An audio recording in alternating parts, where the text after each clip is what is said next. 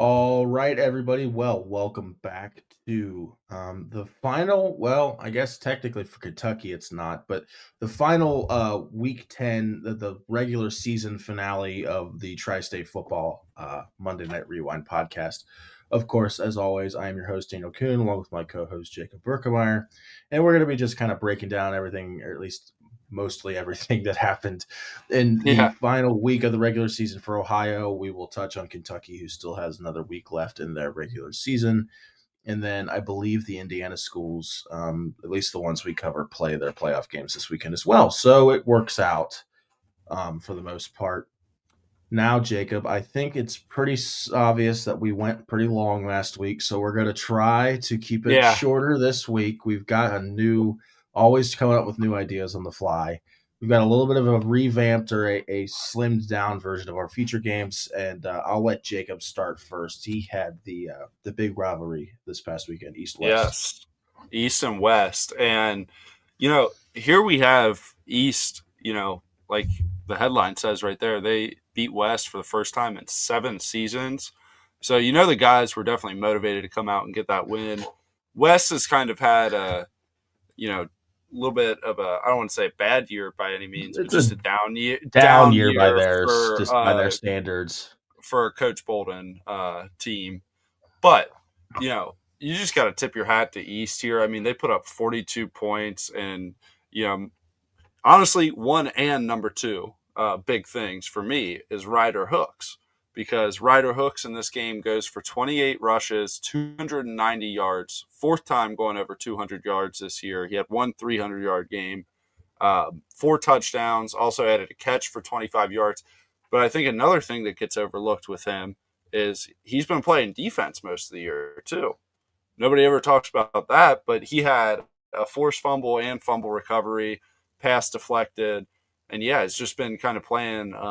I'm not sure if he's playing corner or safety, but he's been on the field all year on defense, making at least showing up in the stat sheet some. So those are two of my big things. I know it's the same player, but I mean, this Lakota East football team runs, on Ryder Hooks. If he's having a good game, they're going to be tough to beat because, I mean, when you can hand the ball off almost 30 times and get, 300 yards, basically, I mean, averaging 10 yards a pop against a good Lakota West defense, it's not much you can do. And I also, for the third thing, I do want to shout out now Kuhn or Knutson, Knutson, 15 I or don't know how to say Knutson, it. yeah, Yeah, 15 for 21, 197, two touchdowns, no interceptions. So East wins the turnover battle against West, wins by 14 points, is able to kind of establish that ground game and dominate in terms of that. I think that's going to be crucial for East throughout this playoff run is if they can, you know, just win the turnover battle and let Ryder Hooks do what Ryder Hooks does on offense, which is just dominate and run the ball really well. They're going to be a tough out in that region four, and I hmm think if you're West here, just to touch on some of the things with West as well, um, you just got to find your stride here in this first game, in the playoffs, just find a way to get back in the win column. And they have the talent. It's just, I think, about putting a full, complete game together on both sides of the football. And yeah, I mean, it didn't help. They threw an interception and, fumbled the ball. So you have, two big turnovers right there. And, that's ultimately what swings the game. So, as we get into November football, playoff football, you got to take care of the rock. It's really plain and simple.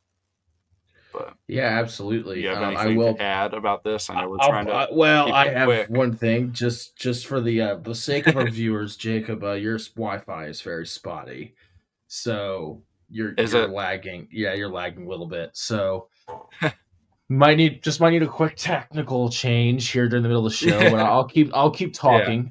For starters, if anybody couldn't figure it out, we're doing like three big things for our feature games this week because we do have so much to talk about this week with the OHSAA playoffs starting, Indiana playoffs, and then next week, of course, we'll have all three of our local areas rolling, all three playoffs underway. So we'll have a lot to talk about with that stuff. So we wanted to kind of keep it short for this segment because I know we have a lot to talk about. We like to talk. That's kind of our thing. Nonetheless, the what I was going to get at about this game is I wrote the recap for this game, so I know a lot about it. And Jacob hit the nail on the head. I mean, obviously the banner says it. First time in a long time for East to take down West. That rivalry had kind of been one-sided over the last, every bit of the past half decade. So it's really, really good to see that East, get a win. I think it's a program-defining win. Obviously, they've had a lot of changes. John Kitten is the coach there now, of course. And it's I think it's a big win for them, especially, going to be able to carry that momentum into the playoffs. Now, on the other hand as well, Ryder Hooks has been, like Jacob said, he's ride or die for that I'm going to get that mixed up multiple times. That East offense, I mean, he's been a lightning rod, for lack of a better term, right? The Thunderhawks. So we got to go with a little bit of a nice play on words there. Yeah, right.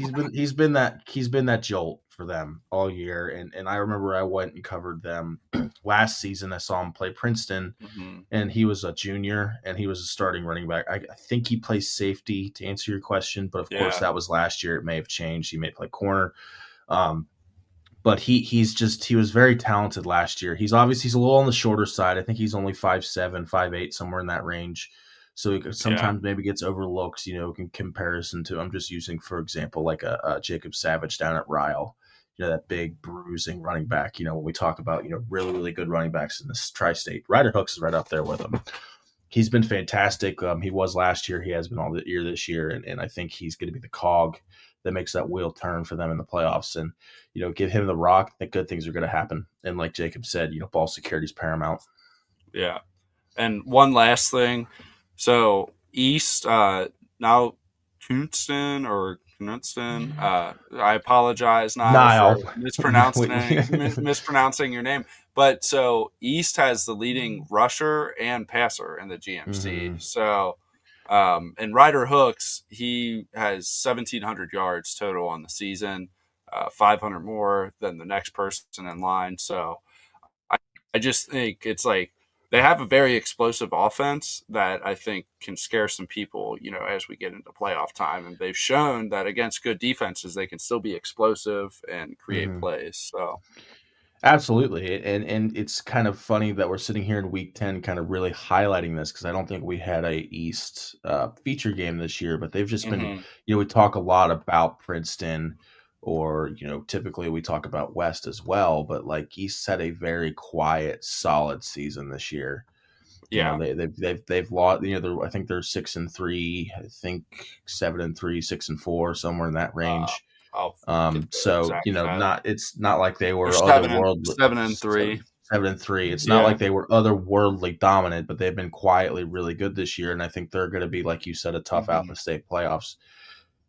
All right, I will keep this train moving right along, and I'll do my big three things on my game. I picked out McNick and Baden for my featured game, and as it's become a recurring theme on this podcast, Jacob and I have bones to pick with the people who run the conference websites. Now, typically the GCL co-ed site is perfectly fine, but for whatever reason, I picked this game and I went and looked at the stats, and they proceeded to not put any of McNick's team stats on there, which is great.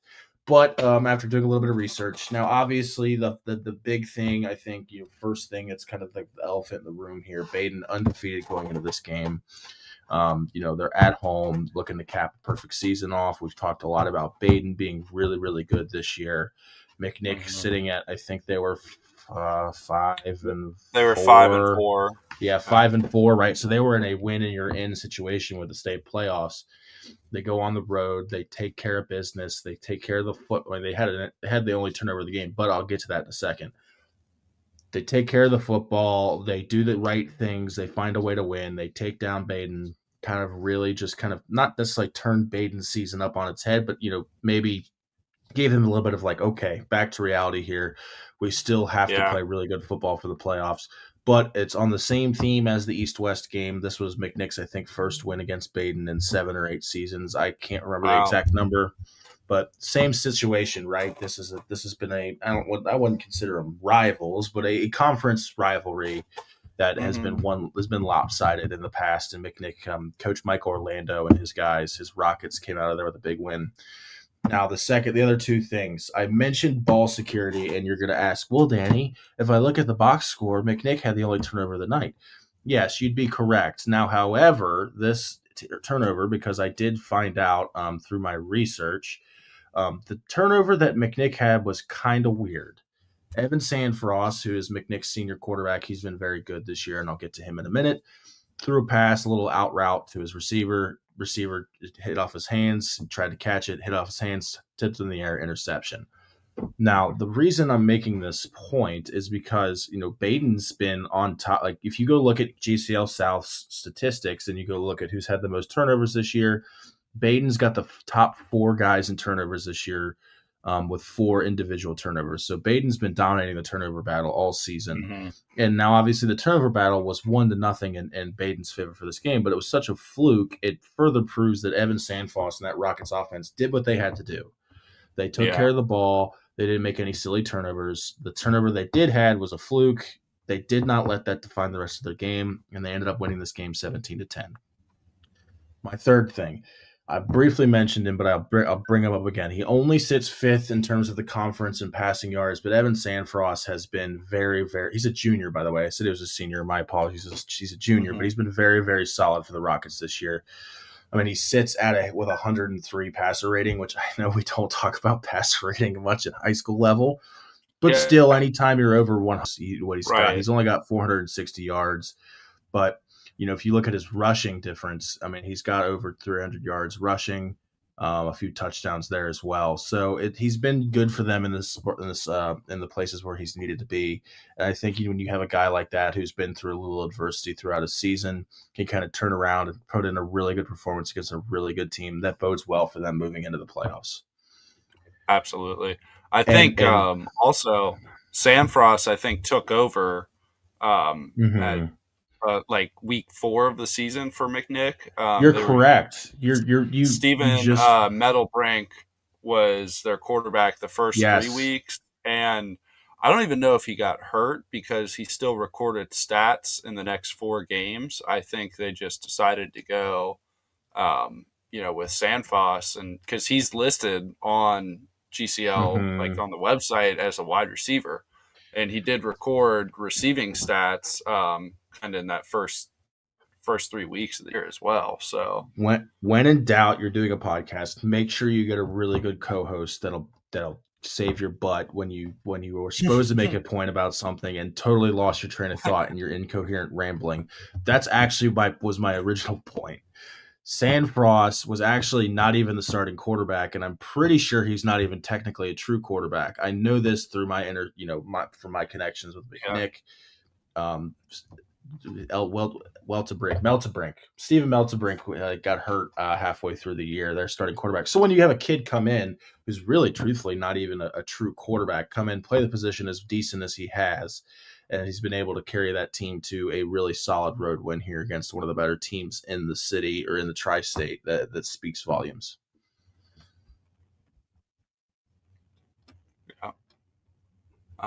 Well, I guess, do you want to move on to our playoff segment then?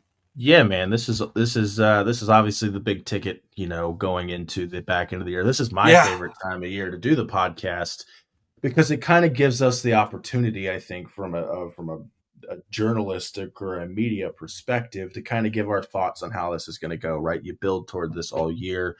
Now here we are, and then of course the Ohio State playoffs is really, really it's always good competition. Absolutely. I'll get my screen shared here. I got some of the brackets up, and we'll go through them. We'll see, kind of give our thoughts on each game and see kind of how it goes. So, yeah, here we got – this is Division 2. Let me switch over to Division 1. We could always leave Division 1 for the end. It's all right. I'm on it now. So, yeah, as you can see, also want to shout out Elder. They did complete their perfect season last week, 10-0. Definitely caught a lot of people by surprise, I think. Not as much so now as the year's gone on, but just preseason kind of thoughts. I think a Mhm. lot of people were kind of ranking Moeller and St. X above them, Mhm. and they've just come out and silenced all of that, beat both of those teams. They've had an incredible season, so they get rewarded with the 1 seed and the bye, and it will run through. Can't remember if the final game's not played at like a home site, but at least I think their first 2 games will be played at the pit, which It is a huge advantage for yeah, them. it's a neutral site game, but they'll be still listed as the home team. Now, obviously, Yeah, that doesn't make much of a difference, but and also shout out to Elder because this was actually their first undefeated season since 1991. crazy.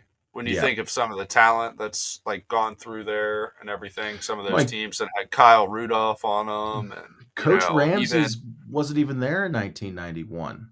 I So you think know. about all the amazing So stuff he's yeah, done Coach there, and Ramsey's first year as an mhm. undefeated coach in the regular season. So definitely just wanted to. I know we didn't spend time on the earlier segments on them, and probably won't talk about them a ton in this week's show or next week's show because they're going to have a bye, but we are still going to be paying attention to them for sure.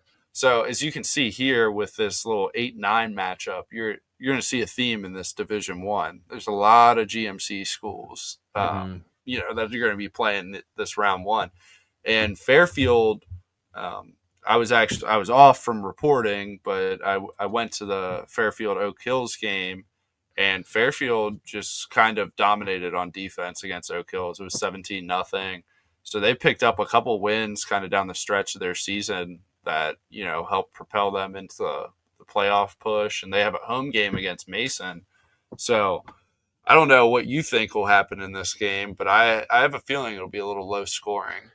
Also going to be a recurring theme, especially with these 8-9 matchups, as we continue to talk about tough to call. I mean, both Yeah, are very, very solid teams that are absolutely deserving of being in the playoffs. Then you match them up against each other, and it's like, gosh, darn, I don't know. Because I yeah, consider these to be two very comparable teams, right? I mean, they've had yeah, similar seasons, they have similar output on defense and offense. I want to give the nod slightly to Mason because of D'Angelo Birch. I just think he's yeah, got the experience. I think he's going to show up big in the bright lights for them. But it'll be interesting to see.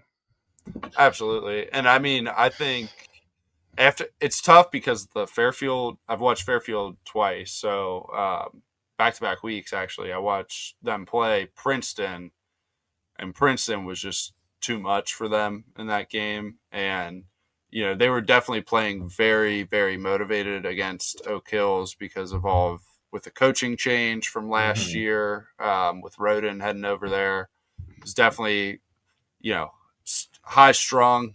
People were worried about fights breaking out and stuff of that game last week, and Yeah. they handled business. I mean, they didn't even allow the teams to shake hands after the game, Oh wow. because they were so worried They're about really worried stuff. about it So then. yeah, and I mean Fairfield, I think could have had a little bit better season. They've just been really banged up. Like they have Mhm. a solid. I can't remember his name, but they have a freshman running back who's pretty solid, Mhm. and it really can swing either way, but I'm probably with you on that one, leaning towards Mason because of D'Angelo Birch. You would think, kind of some of the experience he's had in the playoffs, Yeah, that's what I was getting at. it'll kind of allow them to Yeah. figure out a way to win. But it's definitely something, Fairfield's at home, and anything can happen. It's the Hmm. second time these teams have played each other. So, and let me see what the first matchup was, who ended up taking the win there. I think So, yeah, Fairfield did. yeah, Fairfield won Hmm. 14-13. So, my So initial observation of a low scoring game, it should hold up. yeah. But Well, it could be one of those things, right, where the first one was 14-13. yeah, Next Friday night it'll be like 65-61 or something like that. Do you know what yeah, I mean? Like just how those yeah. things work out sometimes. Um, but yeah, and then I guess we'll kind of move off of that game real quick just for time purposes. So you got Princeton here at the 4 seed is going to play the winner of Winton Woods and Mara Little Miami. Um, gonna take Winton Woods. I don't. Uh, I feel probably by bad. a couple I scores. feel bad. I feel bad for Unfortunately, the Panthers of Little Miami, yeah, but yeah, no, Winton Woods for sure all the way.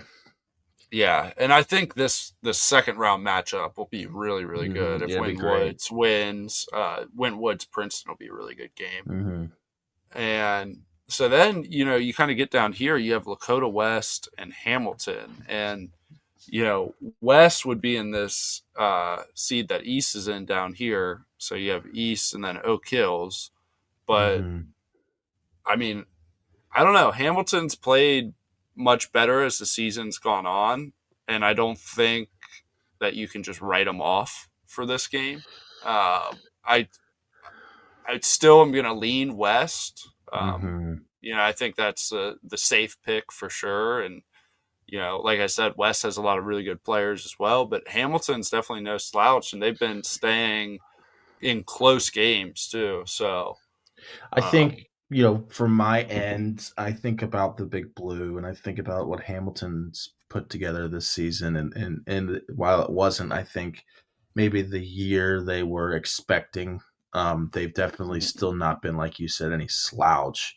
Now, when I take a look at this game if I'm looking at it from a 30,000 foot level, I mean, give me Tom Bolden yeah, every time.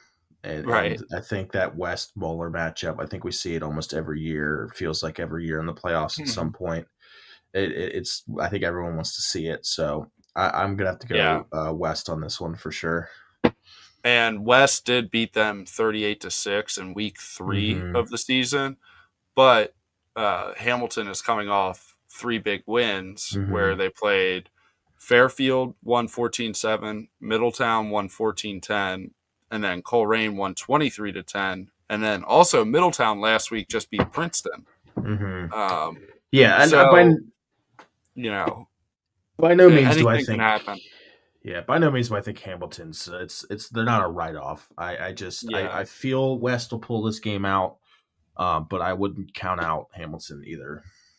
yeah, I agree. And so yeah, the winner of that will play Moeller, which is really fun. Um, you know, you get Region that win, four, and then man. yeah, it's just tough because then down here, and this is the one where it's really interesting. I do think, even though I'm in my Oak Hills jacket, I do think East is gonna handily beat Oak Hills this upcoming week, and it would be different. Oak Hills, they've had a really good middle linebacker, Max Rhodes, for the last 4 years. He's the career all-time leader in tackles. He's had 100 tackles for 4 straight years. He had to get Liz Frank surgery on his foot. Mm, I that's think that tough. happened. That happened on Wednesday of last week. Hmm So, uh, you know, it's really tough for Max Rhodes. He had an unbelievable career for Oak Hills and was a huge force kind of in the middle for them. But I mean, I see Ryder Hooks running for a lot of yards in this game Yes, without Rhodes in there for I Oak agree. Hills. I think East is got a favorable matchup here. No offense to your Highlanders there, No, no, I Jacob, understand. but that being said, I mean, I look at that if East takes care of business. I look at that round two, and I'm just like, Looking man, ahead, it's like man, I I could I I'm totally see East going on a yeah, little run and maybe I upsetting St. X ah, there. it's hard because like I think about those two teams and I think about how they're made up and I think about what kind of guys they have on each side of the ball for both squads. And I just like don't get me wrong, Elder's defense has been unreal this year, and it's one of the Hmm. many reasons why they've been so good. But Saint X has got a lot of talent on the defensive side of the ball. I mean, Yeah, Kobe Clapper and a few other guys. Volmer. One of them just committed to Clemson. He's a linebacker. I can't remember his name for the life of me. Apologies, but still, I think about Ryder Hooks versus that Saint X defense. And I just think about that's going to be a great game, and Yeah, we'll look forward to that one for sure. yeah, and then we'll obviously come back to this, Yeah, yeah. next week when some of these matchups are official. hmm But we're just gonna keep it rolling and go to D2 here. So you obviously see Anderson gets that 1 seed locked up all nice. wasn't really ever in doubt. But No, we're for a little bit definitely against Witten Woods there was a little bit of yeah. concern, but they pulled it out. But yeah, you're right. I still don't think they would have dropped in Probably the not, but playoffs at all. yeah, yeah, But you're right so it'll run through Anderson most likely for this again. division. But you got Withrow, and I'm not very familiar with Piqua. Outside, Or yeah, outside of Division One, right? It kind of gets a little hazy on some of these matchups because I don't know anything about Pequa, but I can yeah, tell you that Withrow, while they've kind of been overshadowed by Taft within their hmm own conference, they're still a good football team. So it'll Withrow's be a in, good team. I'm expecting Withrow to win this one, and mhm, again, we don't know much about maybe Piqua's. Got a great team, and mhm, maybe they end up getting a win there. But I do think it'll be Withrow Anderson, following week, and then if we kind of move down here, Xenia's always got a really solid squad, and I think we touched mhm, on them a little bit last week, but they're definitely a solid program year in and year out. But mhm. this game too, we've talked about Turpin a little bit. Yeah, Turpin's yeah, been we. playing in so many close games. I would Mhm. not be surprised if this LaSalle Turpin game goes down kind of to the wire here. Everyone, from a like I'm gonna keep using that reference, but it's the best way I can go about kind of like trying to predict these games. I gotta take myself out of the reporter's shoes, and I gotta look at this from a 3,000, 30,000 foot level. Most solid, most people are gonna be like, okay, LaSalle, right? Just because of talent hmm discrepancies, and that's not a slight on Turpin, but T is for Turpin, T is for Thorn in the side. They've been playing this way all year. Turpin does not go away. I don't think they go away during this game. I think it'll be a solid matchup. I'm going to go on a limb and say LaSalle will probably pull through, but I will be keeping my eye on this game for sure. Absolutely. And Kings has had a great year this year Mm-hmm. too. So they get this other bye down at the bottom of the bracket. And I feel like Harrison will beat Vandalia Butler. Harrison's had a really good Mm-hmm. you know, pretty solid season again, and they've kind of have rattled off, 3-4 good seasons in a row. Mm-hmm. So, they're trying to build that momentum. They got to regional finals last year. I mean, I know they're not going to be satisfied unless they keep it, get past that point. So, Yeah, and it's I don't really hard. know much about Vandalia Mhm. Butler It's either. hard to predict if some of these, right? Like we just said, I don't know enough about Vanderdaily Butler to give a genuine assessment. But let's just say, for the sake of things, right? Harrison does win this game. I know Kings has been very, very good this year. Kind of similar, akin to Withrow. They've just been overshadowed by the big, giant, undefeated Yeah. monster in the corner that is Anderson, comparative to Taft with Withrow, but they've had such a great year. But I would be very intrigued to see that matchup against Harrison if it does come to Oh, fruition. yeah. Harrison and Kings, I think, would be a really, really solid game Mm-hmm. there. And then, kind of down here, the only since everybody should be rooting for Aiken down here, because they got Lima Senior and then Trotwood Madison, and I know Trotwood usually is they have solid teams as well, but that's kind of out of our range of coverage. Yes. So definitely pulling for Aiken to kind of make a run against these two schools here, because then you could get Cincinnati matchup here, and then a Cincinnati matchup in the regional Yeah. semis, and there's a possibility where you can get that We're talking about a lot of Cincinnati in really both deep regional into semis the for Division to the Two, which I playoffs think of would this be region. Yeah. yeah. So that's definitely what I'm hoping for. And then D3 will kind of run through quick because there's not a ton of Cincinnati schools. You get McNick up here, which we talked about plenty. They play Chillicothe.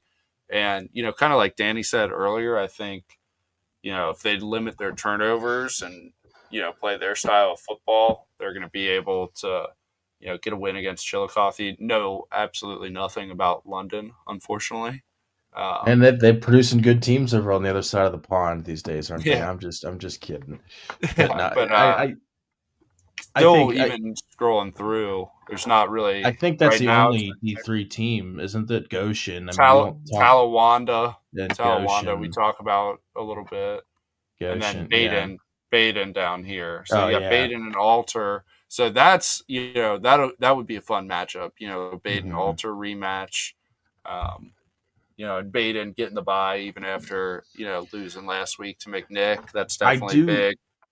I don't know enough about I do know Tippecanoe is always very solid. Just talking about the higher Hmm. seeds in this division, but I don't know how much Baden dropped with that loss to McNick, right? Yeah, If they dropped from 1 to 3 or 2 to 3, I'm not sure how that worked. But we'll kind of circle in on Baden here for a second. I mean, I think even with the loss, there's nothing to let that get in the way of what's been a great season and yeah, continuing that into the playoffs. yeah. And I just looked. Tippecanoe is 10-0, and Okay. the closest game they played was against. Let me see. It was against Xenia, which is division hmm above, and they won 16-14. Okay. And then basically every other game Tips played this year, they're just coming off a 77-6 win. They had a 62-0 win. 77 to So 6. yeah, and that was Oh against boy. West Carrollton, who was 0-10 this year. Oh, I'm But sorry, West Carrollton. yeah, Tip City is definitely a uh, you know good team, and then I'm gonna check out London real quick. So yeah, London's also 10-0, and they haven't played a game within two four scores all year. Oh Or wait, boy. no, their first game of the year against New Albany was 14-11, and then after that, they're Ran coming. They tables, have did they? they have six straight shutouts. Oh boy. So yeah, just a little box score watching and a couple stats to pull real quick on those two teams. But um, I definitely you got Baden, Alter, Talawanda, and then McNick to kind of look out for in this Division Three, Region 12, and then we'll finally move on to our favorite region, or at least Greg's favorite region. I do like this region a lot. I do too. I do too. Region 16, Division 4. It's a lot of fun, smaller schools, but you got Indian Hill. I mean, just Indian Hill and Taft here. The 2 seasons that these two teams have had hmm have been amazing. And I think a little bit, especially Indian Hill, I don't think a lot of people were expecting Indian Hill to come out and play as good as they have all year. But they're a legit threat. There's a reason they're the 1 seed. hmm And you have New Richmond here playing. I'd never heard Washington, of. Washington Yeah, Courthouse, Washington Courthouse.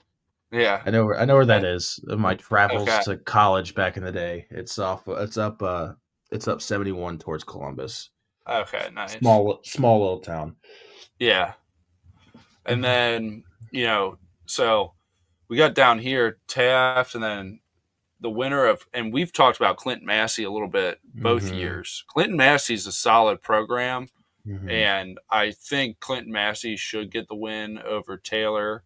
If this was hmm last year's Taylor team, Taylor went, yeah. um, I think they would have maybe gotten the win there. But Taylor lost a couple guys transferring out this year, and they've kind of had a rough go around this season. But making the playoffs for a second straight year is definitely exciting, and you still can't write them off. But I do think my hot take is I think in this match, I think Taft's winning this region. And it's probably not that hot of a take, but It's tough I to think they're good. say because, and this is why I'll say it. And it obviously, I think from a pure offensive talent perspective, Taft is just miles ahead Hmm. of anything in this region. And that's not the reason I'm getting at is Indian Hill and Taft. I mean, they could not play two more starkly different kinds of football. Yeah. It'll be I'm hoping and praying that we see them match up against each other in those semis, and because in that semi, because it's just going to be an interesting matchup to take in and also break down. But Yeah. I there's a reason why Indian Hill is number one, and that's because I mean you think about who Indian Hill plays and what's their biggest game, and that's Wyoming. Hmm. And Wyoming is consistent. I know they had a down year this year. Well, a down year by Wyoming standards, but that game, they just thoroughly dominated Wyoming. And like Yeah, to the point, I think it was, if I recall, looking back, it was like the biggest win they've had over Wyoming in 30 years. yeah, So like, do you know what I mean? So it's like that Indian Hill team is just built differently, and it all starts with their quarterback. And I for the life of me can't remember his name, but he's very very good. So it'll be interesting to see that matchup if it does come to fruition. yeah. I completely agree. And weirdly enough, they have very similar like point differentials. So Hmm. like Indian Hills, 412 points for, only 41 allowed, and then Taft is 476 points for and Hmm. 34 points allowed. And those Hmm. 34 points came in two games. One Hmm. was Alter, where they allowed 27 and won in overtime, and then the other game was against CJ, where they won 56-7. So Hmm. I think that might be the only worry you could have if you're a Taft fan is they really haven't played in that many close games this year. I mean, they played in one and they won it. So as kind of competition stiffens as you move forward in this, um, you just hope that these players will be ready to make plays down the stretch if they need Hmm. to take care of the ball. But Taft's loaded with talent. I'm pretty confident in them to take this region all the way. And then you got a nice matchup here: Wyoming, Roger Bacon. Hmm. Yeah. Um, I like this matchup a lot, actually. This is one of the ones I had pinpointed when I went back and looked at the brackets this weekend. I mhm. think Roger Bacon, they sit at that 10 seed, but they haven't. I would not go out. I wouldn't go out of my way to say Roger Bacon's been necessarily bad this year. They've actually played in that conference they play in. I can't remember the name of it now, but Missouri, Miami Valley yeah, the Conference. Miami Valley with like CHCA. They like it's Yeah. been a tough conference this year, tougher than it normally is. Well, and they Right. opened their year up with Indian Hill too. So Yeah. like your non-conference games, Indian Hill, they played McNick as well. I'm just Hmm. looking at their schedule. I don't know it off the top of my head. Just want to Yeah. clarify Right. that. Right. Right. Uh, yeah, but and then yeah, they lost to CHCA, good Williamsburg team. Hmm. Um, you know, so I definitely think Roger Bacon's they're solid and can definitely put up a fight against Wyoming, and it'll probably be close. But I'm gonna Hmm. lean Yeah, I the would. I to would also Wyoming. agree. I would agree. I would lean. I would lean Wyoming as well. I do think it's similar. It's funny that they're the same colors, Turpin and Roger Bacon, like that maroonish brown, Yeah, and they're both called the Spartans. They're both the same way. They've been the same yeah, way all year. They don't go away. And right. sometimes in playoffs, man, that's all you need, right? It's just you do not give up and you get an opportunity to take advantage of maybe a mistake or just situational football. I mean, they can be right in it. So it'll be Yeah, and definitely interesting to see.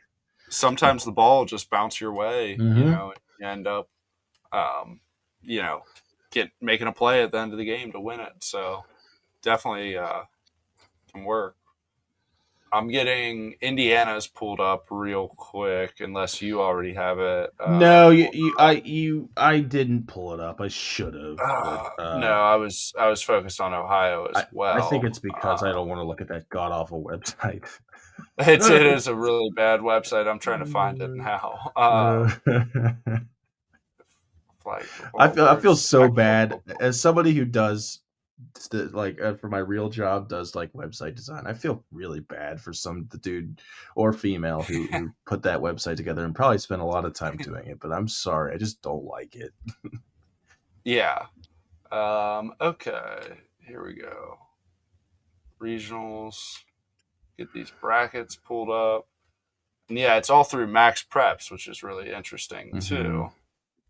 So um, here we go. East Central is So this is 6A, which I don't know if there's any they're not. teams 6A for East us. Central's in 5A.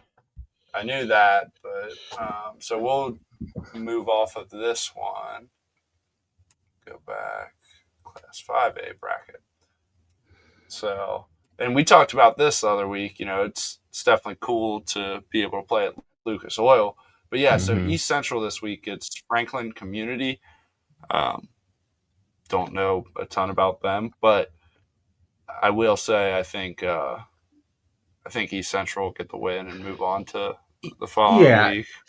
obviously, I go looking at their like little like sub region or subsection of the bracket. Mm-hmm. East Central by East Central standards has had what would you would consider, I would imagine, a down year Yeah, for the right. I mean, they've been so good for so long, and I think it's been this way for the last 2 years. Just a few rough seasons. But you look at and their a rough bracket, and season for them is 7-2. You right, know, like that's my oh, point. they're That's not my point. undefeated this year. Right, Yeah. that's my point. Is it you look at their bracket, and I just in the quadrant three, I guess I should say, Mm-hmm. and I look at Yeah. Cathedral and that being a possibility there for the quadrant for this. I guess that'd be the semifinal. I'm assuming that's how that Yeah. is. State State semifinal. semi. Yeah, that would be state Yeah. That semifinal, I that think. that that strikes me as if it's going to happen. If it happens, that'll be a great game. So we'll hold Or out hope actually, for that. that would be the regional Oh, okay, championships. they've got made. See, it's But so yeah, weird. It's so messed up.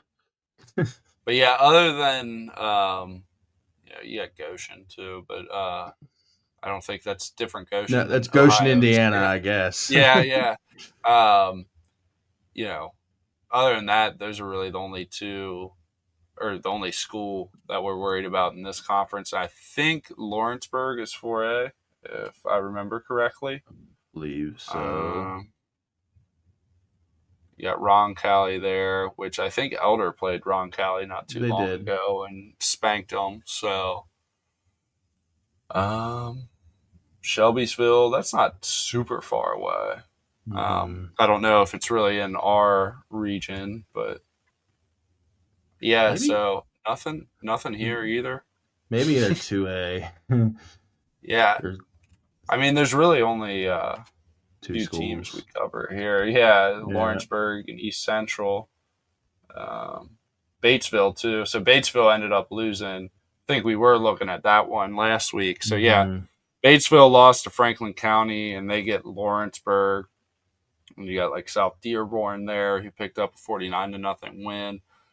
Um, with this one, I'm not entirely sure. I hope Lawrenceburg ends Yeah. up, making a run here, but I'm not very familiar with all of these schools. Like I couldn't tell you where Tri West or Cascade is. Um, Greensburg, South Dearborn, Franklin County know a little bit. At Good for least the like, Greensburg Pirates. I know where yeah, Greensburg is. I have a few friends that went. They're from Greensburg. yeah, They've had some rough years. with So football, yeah, so it's nice yeah, to see they got a win. Good for them. yeah, I think for the sake of time, since we yeah. touched We on can Indiana, just let's roll really we can quickly. move on. I can pull it up. I just want to quickly, Yeah, just because they're still Kentucky has to be weird, and they have to have one more week of regular season games before the playoffs, while everybody else is starting their playoffs. So I just want to briefly use the Blitz 5 Top 25 to talk about the Kentucky teams. We've already obviously touched on Elder, Moeller, Anderson, all of your usuals from the Ohio side because we talked about them in the playoff brackets. Oh boy, we're looking at Costco now. That's nice. Or at least I was. Maybe not everybody else wasn't. So we'll just yeah. start here. Targeted Highlands. ads.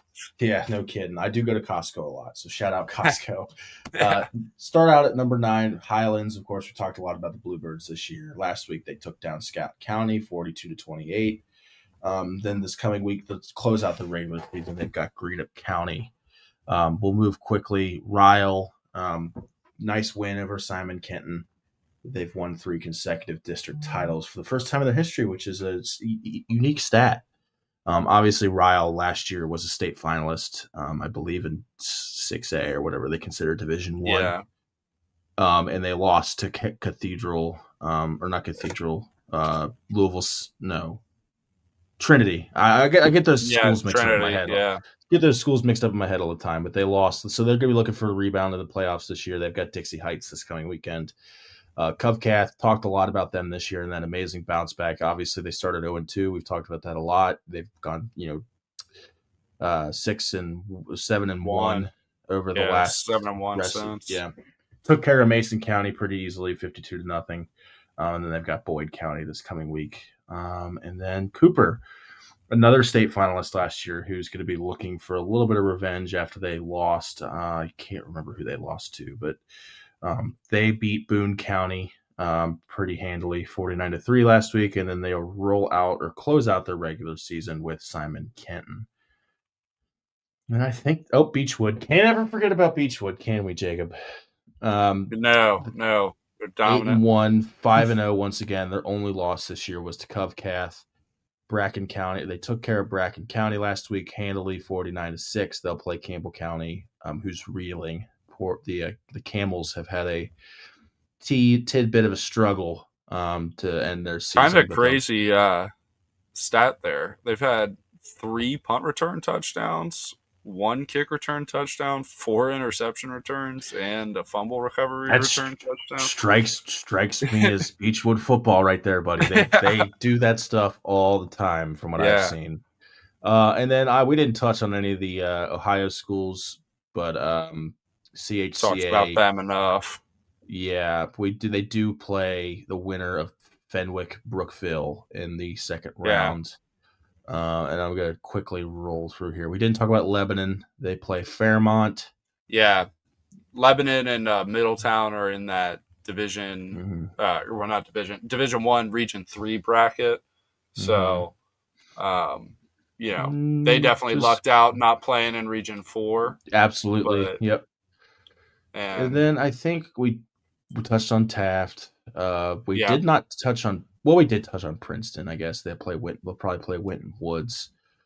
And that's it. I think that's everything. I know that was quick and short, but for the sake of time, I just wanted to try to be respectful of everybody's. We already kind of went over a decent amount. It's the playoffs. I mean, we are doing our best here to try to cover everything. But nonetheless, I think that pretty much wraps up our show.